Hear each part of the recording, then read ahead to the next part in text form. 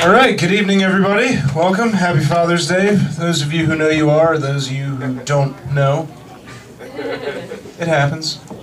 But I realized something recently. I've lost like 20 pounds in the past couple months, and it was like I realized it when one of my friends was like, "Dude, you're looking really skinny. What's going on? You've been working out?" And I said, "No, I'm just broke." Apparently poverty is a fantastic diet plan. That's really why everyone in LA is skinny. It's an expensive city. That's the whole answer right there. I got a strange compliment too the other day. I saw a young woman who I hadn't seen, like a friend of mine who I hadn't seen in a while, and my hair's gotten a little bit longer, and she goes, "Yeah, I like it like that. You look like less of a serial killer." I was like, "Thank you, I guess." I should have just messed with her and been like, "Yeah, that's what I want you to think." Gosh, anyway, I'm from the East Coast, and I went back recently. I'm from Maryland. I went back to visit my family. Fuck yeah, right on, Terps. Anyway, we'll talk later. One of my uncles was like, "Man, isn't it weird out there at like Christmas time around the holidays without any snow and cold weather and stuff like that?" And I thought, and I said, "You know, I live in a city with a desert climate and a lot of Jews. If anything, this is closer to what the first Christmas was like." Shit doesn't make sense. I'm a big film buff, big movie fan. Anybody here is into movies as I am? Yeah, fuck yeah. But the thing, I find the older I get, the more stupid like story details just bug the shit out of me and take me out of the movie. Like, I love horror films, but I hate the fact that stoners are always the first ones to die in horror films. It makes no sense. How many people here smoke pot? Be honest. Yeah, that guy's high right now. But anyway, I hate that because if you smoke pot, you know that when you smoke, you get paranoid. Now, if I'm out in the house in the woods with my friends and we're like getting high, the second I hear something creak, I'm gonna be like, "Guys, we gotta get out of here. There's a killer outside waiting for us." And so it's inevitable. Somebody's always like, "Well, Tom, what about Brad and Janet? They went off to fool around. They've been gone a long time. We should go find them." Fuck Brad and Janet. They knew the risk when they left the group. All I know is this place is freaking me out, and In-N-Out's only open for another 10 minutes, so we gotta go. God. I made the mistake of getting stoned and going to work one day. I was working like a shitty retail job, and we had to make pages over the intercom, you know, like, "Good morning, shoppers," that kind of thing. I get there, the first page of the day, I pick up the phone and say, "Good morning, shoppers."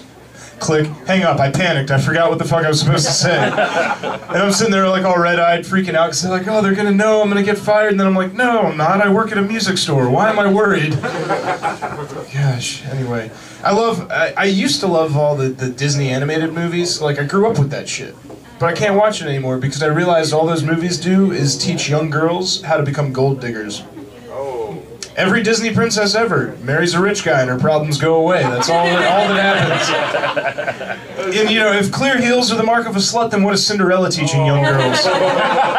Glass slippers, bullshit. Those are clear heels, guys. I want to see a realistic sequel to Cinderella where it's like 10 years down the road and her and the prince are married. They've got a couple kids, but they've grown apart because he's the king now. He's always working, doesn't have time for the family. And she's young and beautiful and the public loves her and he's not aging well. And they end up getting divorced and she gets half the kingdom in the settlement and goes off, starts having flings with millionaires and running charities. He's going bald trying to keep his shit together. Then Cinderella gets killed in a car accident in Paris while being chased by paparazzi.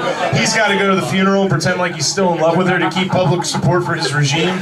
That's how that shit goes in real life. Come on. There's no happily ever after. It's hard to imagine why I'm single, right? Yeah. He got really sincere there. He was like, "Dude, I know. Let's go have a beer and talk about shit." But I was in a relationship about a year ago. We broke up. It was a 3-year relationship. It was with a woman I thought I was going to marry. And if there's one thing I learned out of that whole situation is that you know a relationship is over when your life with that person has become so boring and like just mundane that even the arguments suck. She knows what I'm talking about. You're on number 2, right? You just upgrade every couple of years like a cell phone plan, right? That's right. I listened to the previous set. But yeah, but like when I was with this woman, when we first started living together, our arguments were always like, "Why were you flirting with that waitress at the restaurant?" I'd be like, "Babe, that didn't happen. I don't know what you're talking about." After 3 years of living together, the arguments become, "Why the fuck can't you eat the vegetables out of the refrigerator before they go bad? It's a waste of money." Like, sorry, I didn't want to have raw carrots after work. And, you know, and then she smells me and she's like, have you been smoking? Why are you so high right now on a Tuesday afternoon? I said, I'm trying to make myself hungry enough to eat the fucking carrots.